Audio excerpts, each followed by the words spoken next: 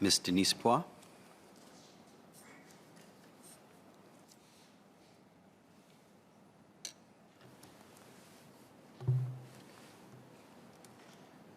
Mr. Deputy Speaker, sir, MOE periodically reviews the salaries of officers in MOE schemes of service and in consultation with the Public Service Division, considers making appropriate adjustments to ensure that their overall salary packages remain market competitive. Salary adjustments take into consideration the size of the salary gaps compared to market benchmarks.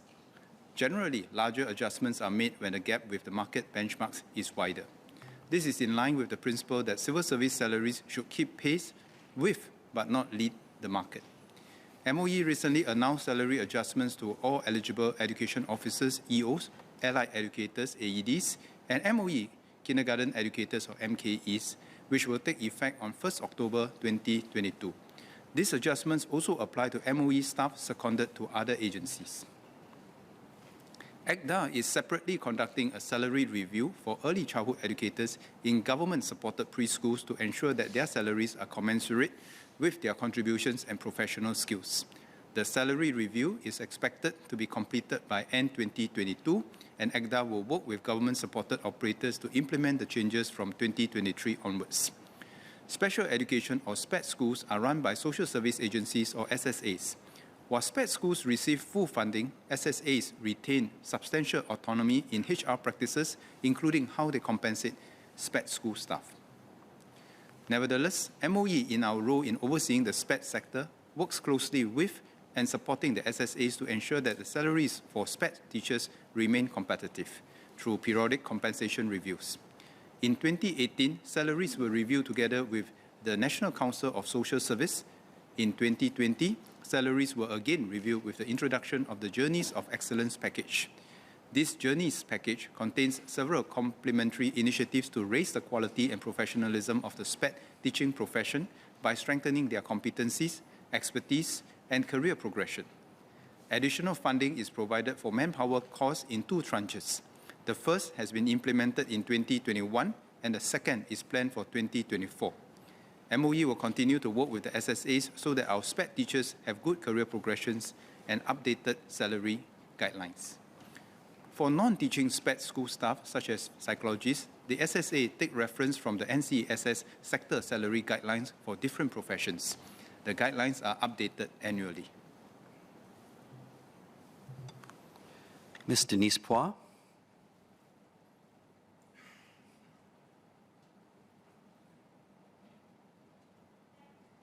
I thank the Minister for his comprehensive review, and let me declare that I'm a volunteer at the several people sector charities and special schools as well, helping out in special schools.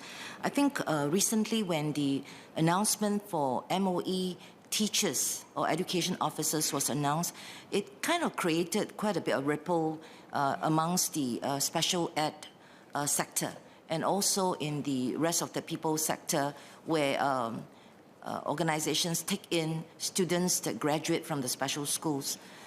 When announcements such as this are announced unilaterally, it does affect the others, and sometimes the approach or the methodology by which these compensation reviews are made are either not known or perhaps could be missed out when the original announcements were made. So I think it's always good. I would MOE consider that when they make announcements of such nature, especially in terms of compensation, that they be not announced unilaterally, that mention be made of the rest of the sector who are also serving children, the young people and older people of Singapore in education. So that's one, that announcements be also, also make some mention of the rest of the service providers. Number 2, I like MOE to consider that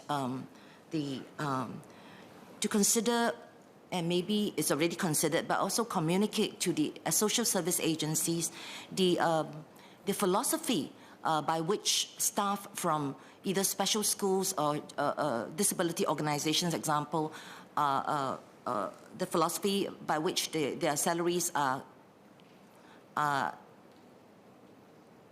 computed or decided upon.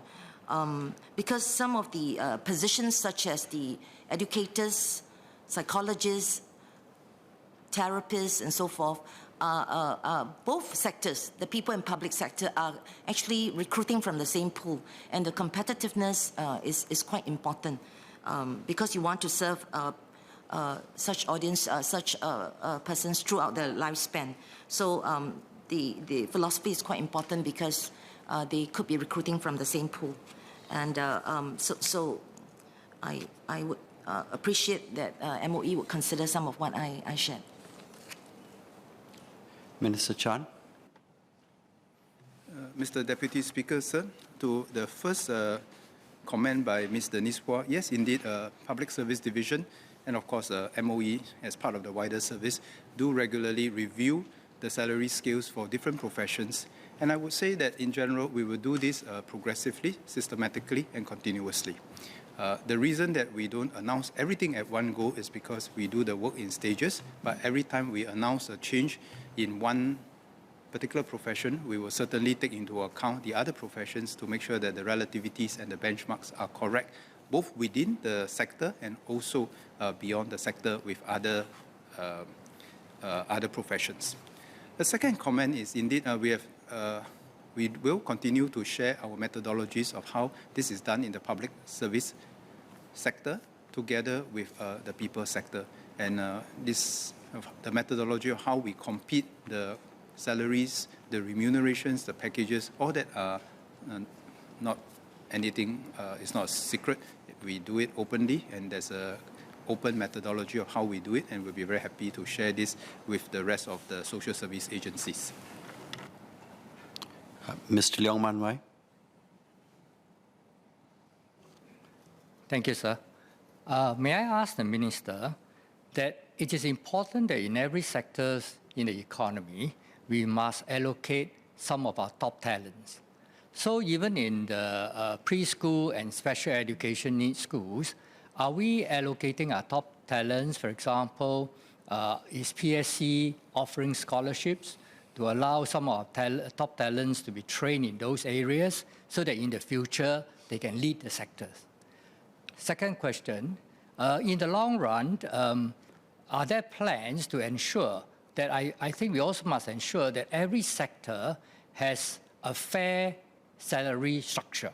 And like, for example, we cannot assume that the preschool teachers are of a lower level than the schools, than the teachers in the JC, for example. So in the long run, we must align the competencies.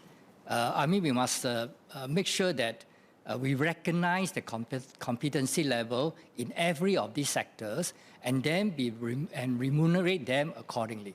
We have heard a lot of stories that overseas there are masters, PhD, becoming teachers of preschool, for example. Perhaps, Mr. Leong, have you a third question? So I'm asking the you... question whether there are plans in the future that will align.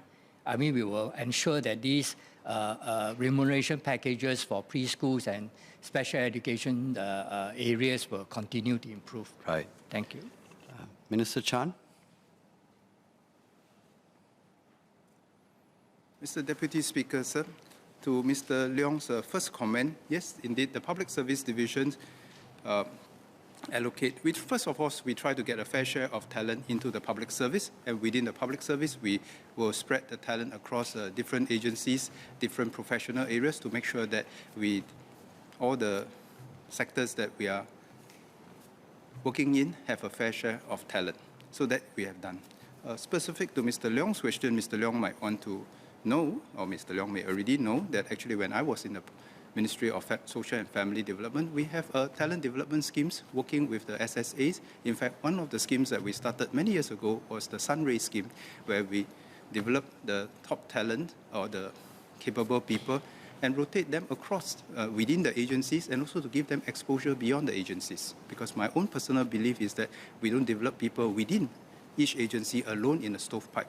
Our aim is to make sure that they get a broader exposure so that the good ideas can spread around faster and the whole sector can benefit itself. So we have been doing that and will continue to do that. On Mr. Leong's second point about the salary structure, and indeed that is also what we have always been doing to make sure that every sector is compensated competitively. Of course, we don't take the compensation as the only reason to help people to stay in the sector. It is also about career development. It's also about their rural advancement, the working environment, and so forth. But I'll just like to make one nuance point. I think we should be very careful about remunerating people based on the basis of credentials. In fact, in the whole economy, we are encouraging people to remunerate people based on their skills, based on their capabilities, and not necessarily just based on their credentials. So whether educators have master's program, PhD, or a basic degree or diploma, I think we need to look at that, but we need to look beyond that also, to look at the kind of skill sets that people have and the kind of contributions that people have. And I won't say that just because someone has a master, therefore they will obviously be necessarily paid more than someone who might be very experienced in the sector itself. So we look at it holistically. We look at some of the prior training that our people have. We also look at the contributions that they are doing in the sector, the kind of experiences that they have. And I think these are all the factors that will help us to make a remuneration package that is both fair and competitive. Thank you.